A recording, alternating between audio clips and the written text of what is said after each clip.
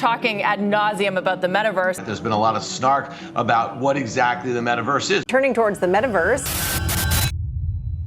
Every empire has a clean origin story, a simple beginning, a brilliant idea, a moment where everything clicks. That's the version most people know about Mark Zuckerberg. A young student, a dorm room, a website built in the middle of the night. But origin stories are rarely honest. They're edited, polished, simplified until the uncomfortable parts disappear. Because before Facebook became a global force, before it reshaped politics, culture, and human behavior, it existed inside a far smaller world, one built on friendships, trust, and shared ambition. And that world didn't survive. To understand how Mark Zuckerberg became one of the most powerful figures of the digital age, you have to rewind past the headlines, past the IPO, past the mythology. You have to return to a time when no one was famous yet, when no one had lawyers, and when success still felt like something friends could share. In the early 2000s, Harvard was more than a university. It was a crucible for ambition. Students believed, quietly or openly, that they were destined for something significant. Intelligence alone wasn't enough. Ambition mattered, and every interaction felt strategic. Mark Zuckerberg arrived in 2002, unassuming but quietly brilliant. What set him apart was code, not the textbook kind, but instinctive, intuitive, transformative.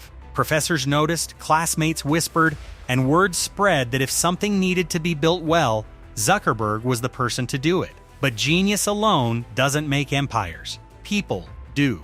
One of the first to truly believe in Zuckerberg wasn't an investor or mentor, but a fellow student, Eduardo Saverin. Unlike tech stereotypes, Saverin was polished, social, and financially savvy. He complemented Zuckerberg, balancing his intensity with practicality. When Zuckerberg had ideas, Saverin listened. When support was needed, Saverin provided it. Before contracts and equity, there was belief, and Saverin believed early. He helped fund initial costs, managed logistics, and took care of what Zuckerberg didn't want to handle. Initially, it was friendship as much as partnership. Harvard itself was fertile ground for ideas. Exclusive clubs, social hierarchies, and secret societies created a closed ecosystem, sparking competition and curiosity. Zuckerberg noticed how students wanted to see, rank, and understand one another. His early experiments hinted at this social fascination. When the Facebook launched in February 2004, it felt inevitable. Profiles, photos, and status updates reflecting campus life, but usage was compulsive, not casual. Facebook quickly spread across Harvard, then Ivy League schools, elite universities, and finally campuses nationwide. Its growth was organic, almost viral, and it unfolded within relationships. Saverin was still there, funding and supporting, but other forces were entering the picture. Enter Cameron and Tyler Winklevoss and Divya Narendra, working on Harvard Connection, a social network for Harvard students. They sought Zuckerberg's programming skills. Some say he agreed to help, then quietly launched a competing platform. Others see the overlap as inevitable. The key point: trust existed, but was never formally protected. Students think in potential, not contracts. As Facebook grew, the stakes changed. Emails became formal, meetings heavier, and decisions consequential. Saverin, once central, began negotiating his place in a rapidly expanding platform. Zuckerberg focused on momentum and control, not greed. Attracting attention brought fear, not of money, but of losing ownership. Entrepreneurs, investors, and whispers from Silicon Valley added pressure. Saverin leaned toward caution, Zuckerberg toward expansion. No dramatic confrontation marked the end of friendship, yet distance emerged. Power centralized quietly, and Saverin felt increasingly sidelined. Zuckerberg started listening to voices outside the friendship, those speaking the language of scale and dominance. With venture capital entering, time, ownership, and control mattered more than ever. Friendship became negotiable, trust strained, marking the quiet beginning of distance. By mid-2004, Facebook was more than a student project, it was a company in waiting. Friendships that had built it faced forces they were never designed to survive. And soon, private tension would erupt into permanent fallout. Every startup reaches a point where it outgrows its birthplace. For Facebook, that moment arrived quickly. Harvard had been a sheltered environment, elite, competitive, yet forgiving. Mistakes could be overlooked. Conversations remained informal. Trust existed without paperwork. Silicon Valley was different. It did not care about friendship or loyalty. Once Facebook entered that ecosystem, it was no longer protected by naivety. It was exposed to pressures that could not be ignored. When Zuckerberg moved Facebook west, the decision was framed as opportunity, not abandonment. California promised investors, mentors, and acceleration, but it also introduced distance, both physical and emotional. Eduardo Saverin did not move immediately, and that absence mattered. In startups, proximity equals influence. Those present shape decisions, those absent risk becoming footnotes. As Zuckerberg settled in Silicon Valley, new voices filled the space Saverin once occupied, people fluent in leverage, dilution, and control. This was not betrayal, yet it marked transition. And in Silicon Valley, transitions often decide winners long before conflicts are visible. Silicon Valley runs on a belief system that prioritizes vision above all else. Hesitation is seen as weakness. Sentiment clouds judgment. Friendship is tolerated but not essential. Zuckerberg absorbed this quickly. He arrived curious, not cynical. And curiosity in this environment is dangerous. It comes paired with ideology. Founders were told repeatedly, "You cannot let anyone slow you down. Ownership is everything. Control determines the future." Saverin's cautious approach increasingly seemed out of place, not wrong, just inconvenient. The introduction of venture capital reshaped authority as much as it funded growth. Investors framed Zuckerberg as a once-in-a-generation visionary. Praise matters more than most admit. When someone is repeatedly told they are exceptional, exceptions feel deserved. Rules soften, boundaries blur, old agreements appear negotiable. Saverin sought structure, Zuckerberg sought flexibility, and flexibility favors those in control. Peter Thiel's investment marked a turning point. He was more than capital. He was influence. Experienced, strategic, and attuned to power, Thiel reinforced Zuckerberg's instincts. Protect ownership, consolidate authority, act decisively. From a business perspective, this made sense. From a friendship perspective, it was disastrous. Saverin became not a partner but an obstacle to efficiency. Internal conversations shifted. Decisions that had once been collaborative now required approval. Actions felt procedural. Saverin grew frustrated as choices seemed finalized before he even heard of them. Zuckerberg was under constant pressure to move faster. Facebook's growth showed no pause. Silicon Valley does not reward hesitation. Disagreements can be resolved. Displacement breeds resentment. Saverin's role quietly eroded. From Zuckerberg's view, this was natural evolution.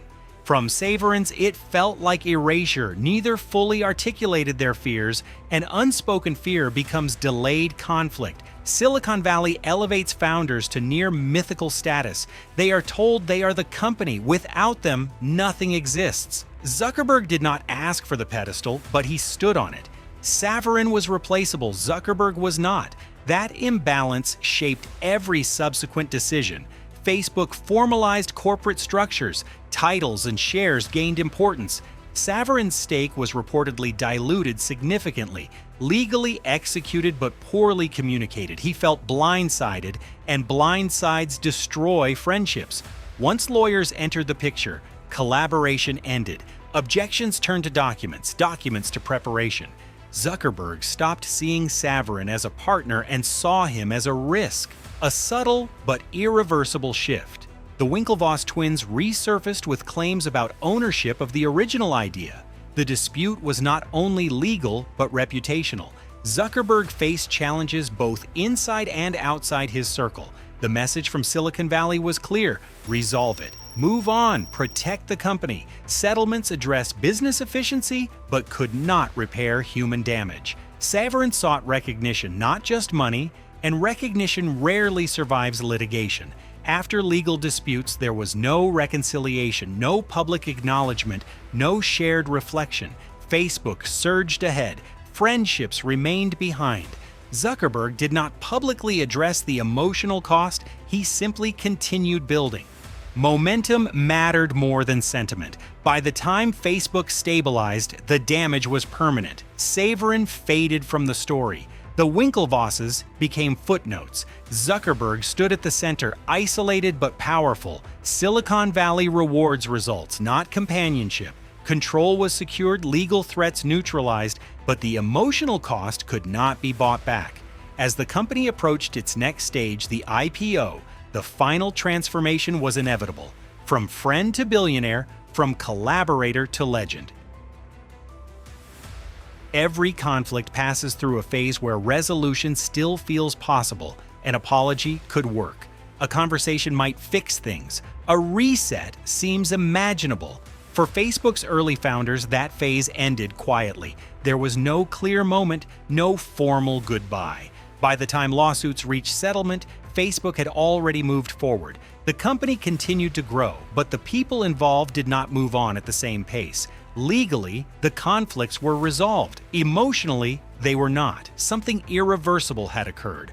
Relationships that once felt flexible became fixed. Friendship gave way to finality. From the outside, the settlements appeared orderly. Eduardo Saverin retained a significant financial stake. The Winklevoss twins received compensation. Facebook avoided prolonged litigation. On paper, the situation looked balanced.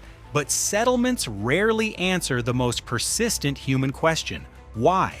Saverin lost more than influence. He lost proximity to the company he helped build. The Winklevoss twins lost more than a lawsuit. They lost control over a story they believed included them. And Zuckerberg gained something that mattered more than money: precedent. He learned that conflict could be contained, that resistance could be absorbed, that momentum mattered more than reconciliation. Those lessons tend to accumulate rather than fade. People often ask whether Mark Zuckerberg changed during this period. That framing misses the point. It is more accurate to say he adapted. Facebook's growth required constant decision-making under pressure. Delay carried risk. Consensus slowed progress. In that environment, empathy becomes costly. Acknowledging emotional harm complicates execution. Vulnerability introduces uncertainty. Zuckerberg did not necessarily become colder. He became insulated. Insulation can feel like strength. It creates clarity and decisiveness, but it also limits emotional access, both to others and to oneself. As Facebook expanded, Zuckerberg's authority became more centralized. He was no longer one voice among founders. He was the founder. Decisions passed through him. Vision originated from him. Accountability pointed toward him, but rarely challenged him. Those around him advised, optimized, and supported, but few confronted him as equals. Saverin once could. The Winklevoss twins once believed they could. Eventually, no one did. Power without resistance creates efficiency, but it also creates distance. As Facebook became global, its early history slowly disappeared from public focus. New executives arrived, new products launched, new controversies replaced old ones. Saverin's role became less visible. The Winklevoss story became background context. Zuckerberg did not actively erase these figures. Time did that work. Growth does not destroy the past, it buries it, and time tends to favor those who keep moving forward. Zuckerberg's wealth accumulated gradually. At first, success felt abstract, then it felt secure. Eventually, it felt inevitable. By the time Facebook approached its IPO phase, money no longer connected to daily life. It stopped functioning as motivation. Control replaced it.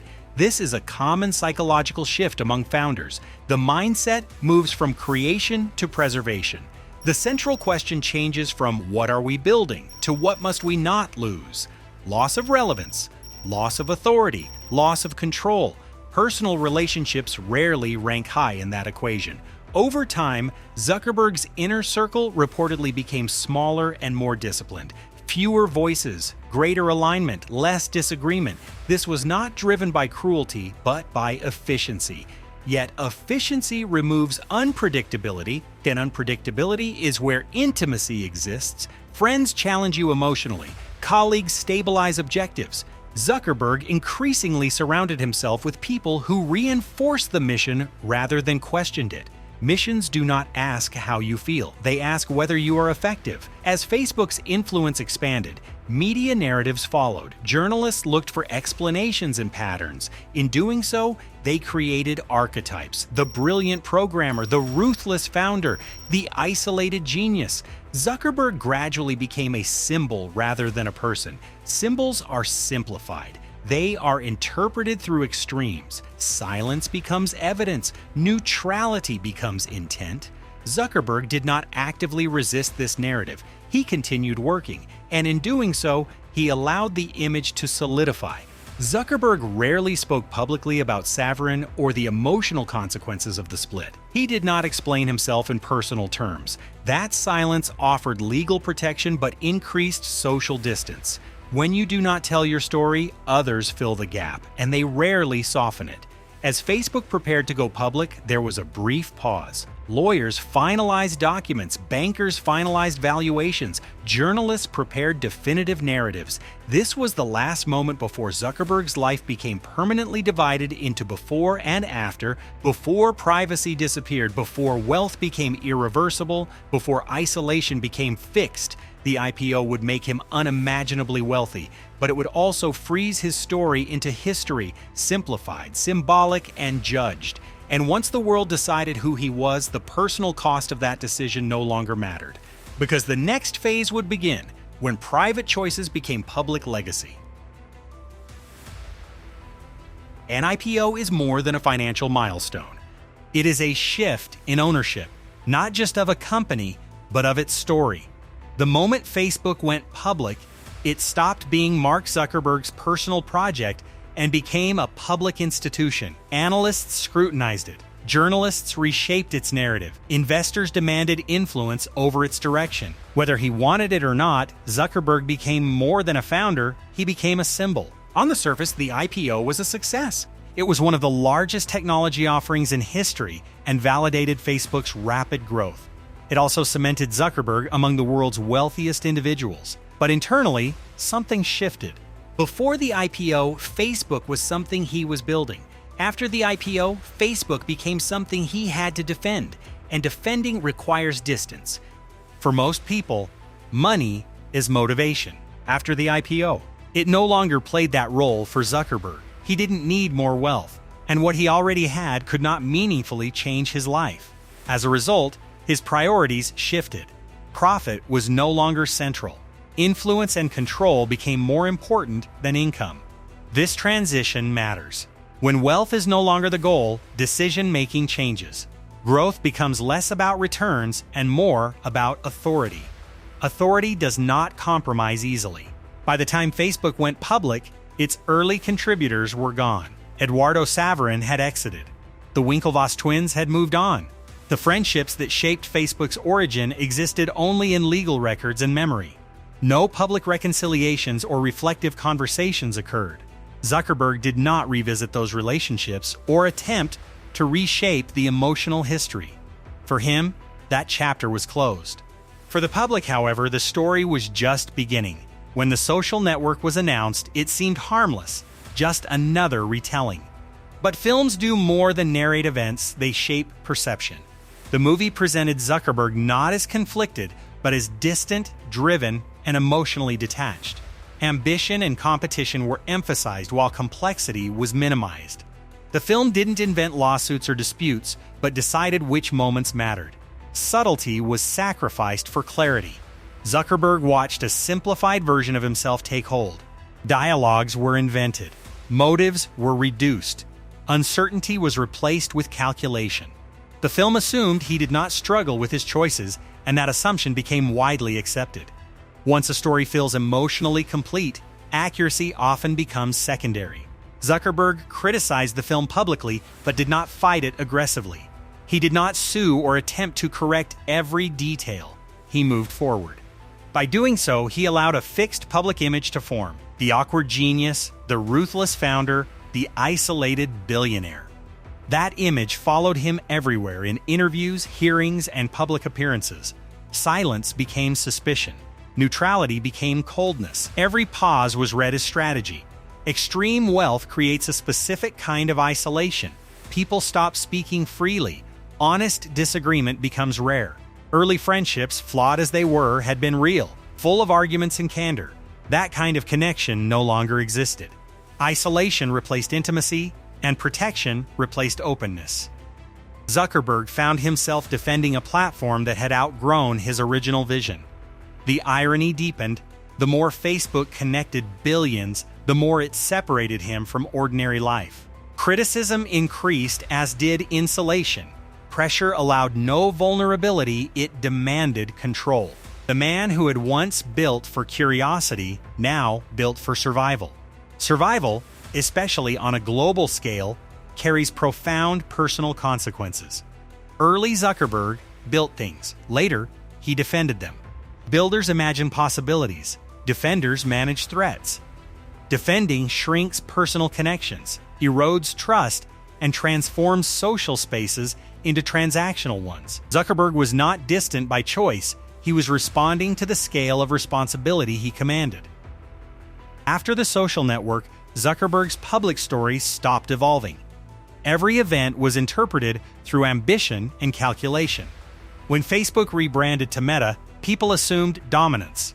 Early friendships were no longer just lost, they became symbolic casualties of success. Ever asked him, did it hurt? Not financially, not legally, but emotionally? How does it feel to build something that changes the world and lose everyone who knew you before it did? Headlines don't ask such questions. By his 30s, Zuckerberg's fate was sealed. Immense power, permanent scrutiny, and a narrative he no longer controlled. Yet the story continued, evolving into Meta, with the same emotional cost unanswered.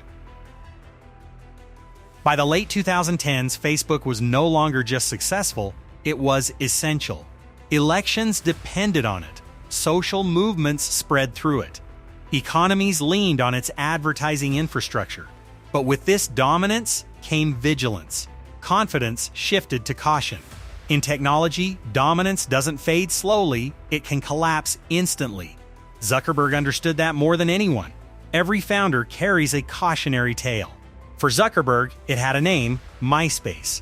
Once dominant, once untouchable, then gone. Zuckerberg didn't fear competition as much as he feared irrelevance.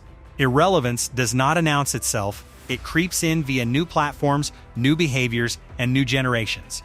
The fear was systemic, not personal. When Facebook acquired Instagram, critics dismissed it as unnecessary. It was defensive. Instagram was not merely an app, it represented a shift in how people expressed identity, visual, curated, effortless. Zuckerberg saw that Facebook was not losing users, but losing culture. Culture predicts trends and future engagement better than metrics, so the acquisition was strategic. Not because Facebook needed it, but because it could not afford to ignore it. Next came WhatsApp, a messaging app without ads or data-driven ambitions.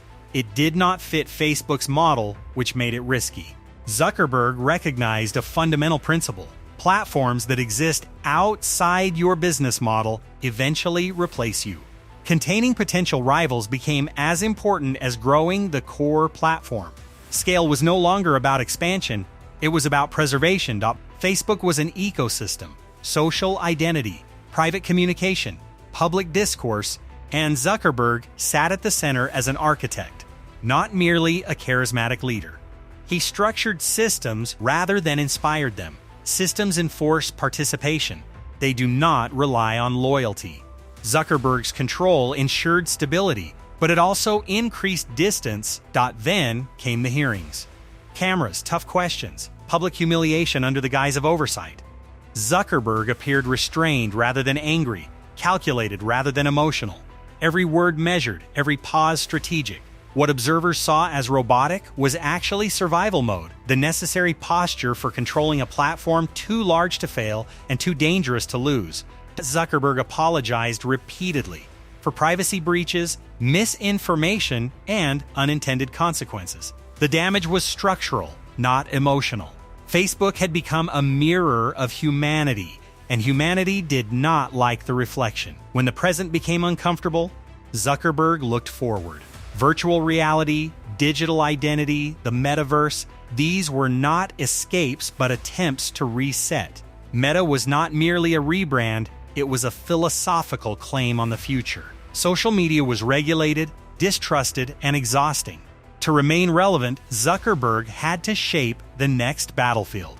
Visionaries rarely live in the present. While critics dissected Facebook's past, Zuckerberg invested billions in a future no one had demanded. He did not trust consensus, he trusted architecture. Build the environment, and behavior follows. This principle created Facebook and cost him friendships. By now, Zuckerberg's world was airtight, family, security, inner circle, but not community. The irony was sharp. The man who connected billions was increasingly insulated from them. Connection at scale eliminates intimacy, and intimacy is where vulnerability exists. Zuckerberg replaced personal connection with systemic control, not financially, that was obvious. But existentially, could any future vision repay the emotional debt of the past? Zuckerberg never answered publicly. He did not attempt to fix what had been lost, he attempted to outrun it. Meta was a bet, a gamble that the future would forgive what the present could not. Every empire starts loudly and ends quietly. For Zuckerberg, the world continued talking, but the sense of arrival vanished. When you reach the top quickly, there is no space to pretend. Zuckerberg achieved what few humans ever do: influence over communication, power over digital identity, a permanent footprint in history. Yet few remained who could say, "I knew him before." Not before the money, lawyers, or systems. The people who once mattered were gone, pushed out, bought out, or silent. Friendship does not scale. Growth and billions make trust negotiable. The early Facebook years, built on proximity and shared risk, could not survive absolute stakes. Intimacy dies where negotiation dominates. Zuckerberg never publicly expressed regret in the usual sense, yet regret manifests differently as restlessness, reinvention, or obsession with unbuilt worlds. When you cannot repair the past, you try to outgrow it. Centralized control, dual-class shares, voting dominance, unassailable authority, framed as vision protection, also protected against further personal loss. Insulation replaced loneliness. Proximity became a risk, distance became policy. The social network captured ambition exceeding empathy, genius forgetting caution, friendships treated as replaceable prototypes. Zuckerberg dismissed it publicly, yet culture remembers emotion, not factual accuracy. Zuckerberg's legacy: a platform reshaping humanity, a company transforming politics, culture, and identity. A founder proving control can outlast affection. But legacy is measured not by creation alone, it is measured by cost. Who did he leave behind? What did he lose? Could he have acted differently? History will not judge him by apologies, pivots, or wealth, but by the tools he built, how humanity uses them, and the distance they created. And perhaps the question this story asks each of us is the hardest: how much are you willing to trade for success, and who will be left behind in the process? If this story made you pause, even for a second, you're not alone. This channel exists to explore the hidden costs behind power, wealth, and influence, the stories that don't fit neatly into headlines or highlight reels. So if you want more deep dives like this into the real trade-offs behind the world's most powerful figures, take a moment to subscribe.